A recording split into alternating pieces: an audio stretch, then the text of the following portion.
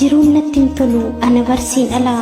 ganamaaf galgala waa'ee keen daldalaa yaada kee keessa ooleen yaada kee keessa bulaa sammuutu na jeeqamayu si dhabeef duraa jiraachuun siin ala hiikan qabu homaa fooliin jaalala kee fagoodhaa na waama waa'ee jaalala kee akkamittan ibsaa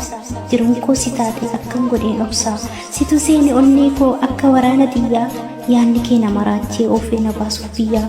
sukkaara gororri kee natti mi'oofteen argee dhugaadha jaalalli kee onnee koo irratti margee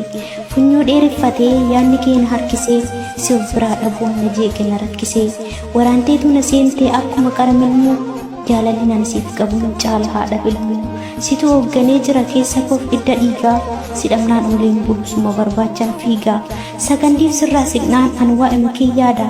dhibee qabaadheen miti jaalala kee fannaadaa si dhabuu hin fedhu yoomiyyuu of duraa jaalala kee malee hin qabu gabiraa kabajamaa